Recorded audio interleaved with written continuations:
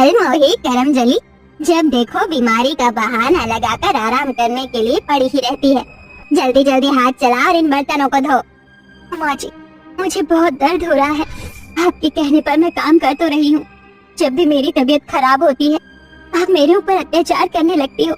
महिष्मती सुनते ही अपने हाथों से मनीषा का मुंह पकड़ लेती है और गुस्से से कहती है, तेरे माँ बाप ने तेरी शादी इस घर में करके बहुत बड़ा पाप किया है। अब जो हुआ है उसे भोगना तो पड़ेगा ही। हमने कहा था तेरे माँ बाप को कि दहेज दे दो, लेकिन उन्होंने हमारी नहीं सुनी। अब तुझे ये सब तो भोगना ही पड़ेगा। अपने हाथ से मनीषा का मुंह झटक कर महिष्मती वहाँ से चली जाती है, जिसके बाद बेचारी मनीषा रो रो कर बर्तन धोने लगती है। इसके बाद वो घर की साफ सफाई करती है और अपने सास और पति के लिए खाना बनाती है। माँ जी, मैंने आपके लिए खाना बनाया है, ये लीजिए, खा लीजिए। मनीषा से खाना लेते ही जैसे ही महिष्मती खाने का एक निवाला अपने मुंह में रखती है, वो उसी वक्त खाना अपने मुंह से निकाल कर प्लेट के साथ जमीन पर फेंक कर मारती है और तुरंत ही बेचारी मनीषा के बाल पकड़ लेती है। ये कैसा खाना बनाया है तूने? क्या तुझे खाना बनाना नहीं आता? अरे ना नमक है ना मिर्ची है, बिल्कुल उबला हुआ खाना लाकर दे दिया है। माँ जी, मैंने तो अपनी पूरी कोशिश के साथ खाना अच्छा ही बनाया था, लेकिन खाना अच्छा क्यों नहीं बना मुझे समझ नहीं आया। एक तो चोरी, ऊपर से सीना चोरी। अरे कोई काम ढंग से नहीं कर सकती? जा, चली जा मेरी आंखों के सामने से। महिष्मती ऐसा कहकर वहाँ से जाने ही वाली होती है कि तभी उसका बेटा शराब के नशे में घर पर पहुँचता है। क्योंकि मैं शराबी, मेरा प्यो शराबी, मेरी माँ शराबी, मेरे रिश्तेदार शराबी। अरे बस बस बस कर, क्या बकवास कर रहा है? इतनी शराब पीकर आया है तू घर पर? माँ, मैं शराब नहीं पीता, मुझे शराब पीती है। वैसे मेरी बाटली खत्म हो गई है माँ, मुझे थोड़े पैसे दे दो, मुझे शराब पीनी है। और पैसों का खजाना इस घर में मुझ पर नहीं बल्कि तेरी पत्नी के पास है। हर 1 रुपए भी नहीं देती है अपनी सिलाई का। क्या कहा माँ? 1 रुपए भी नहीं देती है? रुको तुम, अभी मैं इससे मैं सारे पैसे छीनता हूँ। तभी मनीषा से पैसे मांगता है। ला मनीषा, जितने भी तेरे पास पैसे हैं सारे पैसे मुझे दे दे। आधे पैसे मेरे, आधे पैसे मेरी माँ के। नहीं जी, मेरे पास 1 रुपए भी नहीं है। इतना सुनते ही रवि उसके बाल पकड़ लेता है। अरे कुलटा, मुझसे झूठ बोल रही है? मैं तेरा पति हूँ, मुझे ला दिखा कहाँ पर है तेरे पैसे, कहाँ छुपा के रखे हैं तूने पैसे? मनीषा के बाल खींचने पर उसे बहुत दर्द होता है। मुझे छोड़ दीजिए, मुझे छोड़ दीजिए, मुझे बहुत दर्द हो रहा है। आप मुझे क्यों मार रहे हैं? आपको पता है ना, मेरे पेट में आपकी संतान पल रही है। अगर उसे कुछ हो गया तो? कैसी संतान? कौन से संतान रे? मेरी कोई संतान नहीं है। पता नहीं किसका नाजायज बालक अपने पेट में लेकर घूम रही है। अब चुपचाप मुझे पैसे दे दे, वरना मैं तेरी वो हालत करूंगा जो तूने कभी सपने में भी नहीं सोचा होगा। मनीषा बहुत ज्यादा डर जाती है, जिसके चलते वो चुपचाप अपनी सिलाई के पैसे लाकर रवि को दे देती है। कल मेरा चेकअप है, इस बच्चे के पिता होने के नाते मुझे कुछ पैसे तो दे दो। पैसे? कौन से पैसे? यहाँ तेरे लिए कोई पैसे नहीं है, ये पैसे तो हमारे हिस्से के हैं। इस घर में तुझे रहने दे रहे हैं, खाने को दे रहे हैं, इसका कर्ज तो तुझे रोजाना चुकाना ही होगा ना। तभी ऐसा कहने के बाद अपनी बाटली उठाता है और वहाँ से चला जाता है। आधे पैसे अपने हाथ में लेकर महिष्मती भी बहुत खुश होती है और चुपचाप वहाँ से चली जाती है। बेचारी मनीषा रोते हुए अपने घर के दुर्गा मंदिर में जाती है, जहाँ वो दुर्गा माता से कहती है, दुर्गा माँ, मैंने ऐसे कौन से पाप कर दिए? किन कर्मों का फल मुझे आप इस जन्म में दे रही है? इतने अत्याचार तो किसी पर नहीं होते होंगे जितने मुझ पर हो रहे हैं। मैं कब तक ये सब झेलती रहूंगी अपनी जिंदगी में? मनीषा अपनी सास और अपने पति के अत्याचारों से बहुत ज्यादा परेशान हो चुकी थी। वो सारा दिन सिलाई करती, मेहनत करके पैसे कमाती और उन पैसों से वो घर का गुजारा करती थी। और उसका शराबी पति उसके पास जो भी पैसे होते उन्हें छीन कर ले जाता। वहीं दूसरी तरफ घर के अंदर उसकी सास उसे दुनिया भर के ताने देती और उसके ऊपर अत्याचार भी करती। एक दिन कपड़े सिलते सिलते बेचारी मनीषा को बहुत समय लग जाता है और वो सभी के लिए नाश्ता बनाना भूल जाती है। बताओ, अभी तक हमारे लिए नाश्ता तक नहीं बनाया। इस काम चोर की काम चोरी तो बहुत ज्यादा बढ़ गई है। आज तो मैं इसे अच्छा सबक सिखाऊंगी। महिष्मती एक डंडा लेकर मनीषा के पास पहुंच जाती है। सबसे पहले वो डंडा उसकी कमर पर बहुत जोर से मारती है। महिष्मती के डंडा मारते ही बेचारी मनीषा के प्राण जैसे निकलने ही वाले होते हैं। महिष्मती मनीषा को बहुत मारती है और अपने डंडे से उसकी मशीन भी तोड़कर घर के बाहर फेंक देती है। बहुत हुआ तेरा, अब मैं तुझे इस घर के अंदर बर्दाश्त नहीं कर सकती। अभी के अभी इस घर से निकल जा। महिष्मती मनीषा को घर से निकाल देती है, जिसके बाद बेचारी मनीषा रोते रोते वहाँ से चली जाती है। वो भूखी प्यासी चलती रहती है। तभी उसके पेट में दर्द होने लगता है। पेट में दर्द हो रहा है, मैं कहाँ जाऊँ, कहाँ रुकूं? मेरे सर पर छत तक नहीं है। हे दुर्गा माँ, मुझे कोई रास्ता दिखाओ। चलते चलते उसे एक झोपड़ी नजर आती है, जिसके अंदर वो चली जाती है। वहाँ रहने की सुख सुविधाएं तो होती है, लेकिन खाने को कुछ भी नहीं होता। तभी उसकी नजर झोपड़ी के अंदर रखी दुर्गा माता की मूर्ति पर पड़ती है। दुर्गा माँ, क्यों हो रहा है ये सब मेरे साथ? मेरी सास ने मुझे मेरे घर से निकाल दिया, मेरे सर पर छत तक नहीं है। मैं अभागन और कब तक दर दर की ठोकर खाऊंगी? मनीषा अपनी किस्मत को लेकर फूट फूट कर रो रही होती है कि तभी वहाँ पर दो गुंडे घुस जाते हैं और बेचारी मनीषा के साथ बहुत बदतमीजी करने लगते हैं। लेकिन मनीषा को बचाने तभी वहाँ पर 3 औरतें आती हैं और उन दोनों गुंडों को मार कर वहाँ से भगा देती है। आप तीनों का बहुत बहुत शुक्रिया। अगर आज आप तीनों ना होती तो पता नहीं मेरी इज्जत का क्या होता।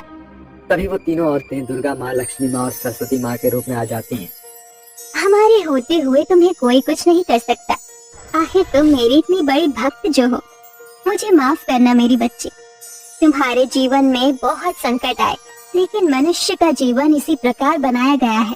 उतार चढ़ाव तो आते जाते रहेंगे, लेकिन तुम्हें हिम्मत नहीं हारनी। आज के बाद तुम्हारे जीवन में कोई दुख या कोई संकट नहीं आने वाले। हम तीनों तुम्हारी सभी दुख और संकट लेकर चले जाएंगे।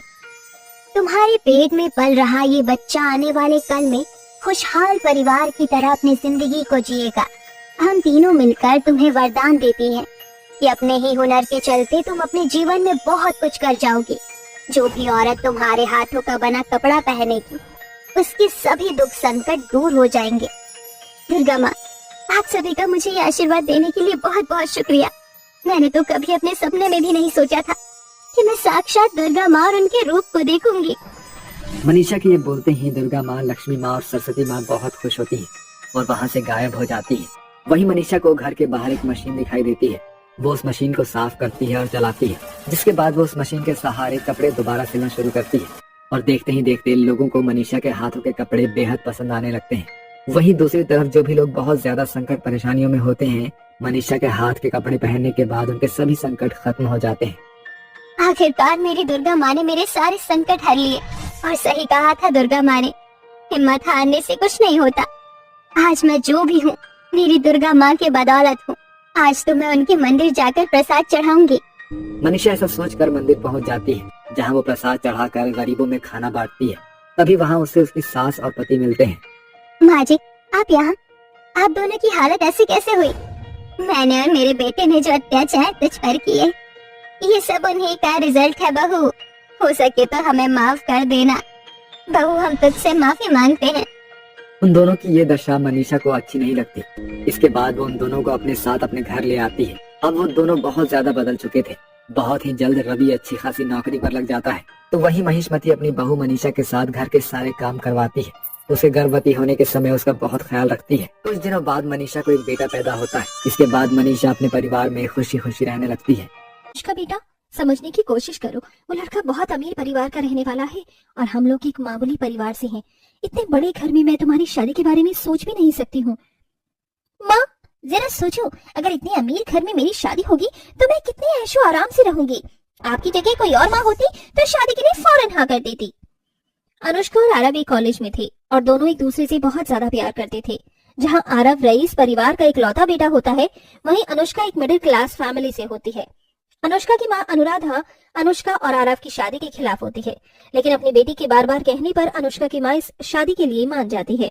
जहाँ एक तरफ अनुष्का की शादी इतने अमीर परिवार में होती है, तो वहीं दूसरी तरफ अनुष्का की छोटी बहन समीक्षा की शादी एक गरीब परिवार में होती है। अरे भाभी, आप क्यों खाना बना रही हैं? मुझे बोल देती तो मैं बना देती। मैं इस घर की बहू हूँ, अगर मैं खाना नहीं बनाऊंगी तो कौन खाना बनाएगा? आप इस घर की बहू नहीं बल्कि बेटी हो, समझी? चलो अब आप हटो, मैं रोटी बना देती हूँ, आप जाकर आराम से बैठो। गरीब घर में शादी करने के बाद भी समीक्षा को उसके ससुराल वालों का प्यार मिलता है। वहीं इतने अमीर घर में शादी करने के बाद अनुष्का को पैसे और दौलत तो मिल जाते हैं, लेकिन उसके ससुराल वालों का प्यार उसे नसीब नहीं होता। अच्छू, कल रात ज्यादा आइसक्रीम नहीं खानी चाहिए थी मुझे। छींक छींक कर मेरे नाक टमाटर जैसी लाल हो गई है। ऊपर से ये सर दर्द, लगता है मुझे डॉक्टर के पास जाना चाहिए। एक काम करती हूँ, माँ जी के साथ ही डॉक्टर के पास चली जाती हूँ। अनुष्का उठती है और अपनी सास रमा के पास जाती है। अच्छू अच्छू। क्या बात कर रही है? दूर रहकर छींक, अपने साथ क्या मुझे भी बीमार करेगी? माँ जी, छींक तो अचानक से आ जाती है, इसके आने का पता थोड़ी ना चलता है। ठीक है, बोल क्या काम था तुझे? माँ जी, कल रात से मेरी तबीयत बिगड़ रही है, वो ठीक नहीं है। बहुत तेज सर में दर्द हो रहा है और जुकाम भी। क्या आप मेरे साथ डॉक्टर के पास चलेंगी? मेरे पास इन फालतू कामों के अलावा और भी बहुत सारे काम है। मुझे अभी अपनी किटी पार्टी पे जाना है। मैं ड्राइवर को बोल देती हूँ, वो तुझे डॉक्टर के पास ले जाएगा। इतना बोलकर रमा वहां से चली जाती है। अपनी सास की बात सुन अनुष्का को बहुत बुरा लगता है। जिसके बाद अनुष्का अपने कमरे में जाती है, जहां वो देखती है कि उसका पति आरव लैपटॉप पर काम कर रहा है, जिसे देखकर अनुष्का उसके पास जाती है। आरव, कल रात से मेरी तबीयत ठीक नहीं है, मेरे साथ डॉक्टर के पास चलो, अकेले जाने की हिम्मत नहीं है। तुम्हें दिखाई नहीं दे रहा है? मैं काम कर रहा हूँ। ड्राइवर को ले जाओ अपने साथ या किसी नौकर को, मेरे पास टाइम नहीं है। शादी से पहले तो तुमने मुझसे वादा किया था कि मैं तुम्हारा बहुत ख्याल रखूंगा, और अब देखो शादी को 1 महीना भी नहीं हुआ है और तुम अभी से ही ऐसा बर्ताव कर रही हो मेरे साथ। तुम्हारे लिए मैं इम्पोर्टेंट हूँ या तुम्हारा ये काम? मैं काम नहीं करूंगा ना तो तुम इस महल जैसे घर में रहने के बजाय एक झोपड़ी में रहोगी और तुम्हारे सारे ऐशो आराम भी हमेशा हमेशा के लिए खत्म हो जाएंगे। तो प्लीज मुझे डिस्टर्ब मत करो और जाओ यहाँ से। आरव की बात सुनकर अनुष्का की आंखों में आंसू आ जाते हैं और वो खुद ही डॉक्टर के पास चली जाती है। समय गुजरता है और करवा चौथ का दिन करीब आ रहा होता है। समीक्षा बहू, ये ले, ये कुछ पैसे रख ले। करवा चौथ आ रहा है ना, तो उसके लिए साड़ी खरीद ले। लेकिन माँ जी, ये पैसे कहाँ से आए? घर में तो पैसे थे ही नहीं। ये पैसे मेरी दवाई के थे। दवाई तो बाद में भी आ जाएगी, लेकिन ये तेरा पहला करवा चौथ है और हर लड़की के लिए उसका पहला करवा चौथ बड़ा ही खास होता है। लेकिन माँ जी, ज्योति समीक्षा की एक नहीं सुनती और वैशाली समीक्षा को करवा चौथ के लिए साड़ी खरीदने के लिए भेज देती है। वैशाली समीक्षा एक छोटे से मार्केट में जाती हैं और करवा चौथ के लिए साड़ी खरीदती हैं। तभी वहां एक बड़ी सी गाड़ी आकर रुकती है, जिसमें से समीक्षा की बहन अनुष्का निकलती है। अरे समीक्षा, तुम यहाँ, वो भी ऐसी चीप मार्केट में? तुम इस मार्केट में शॉपिंग करती हो?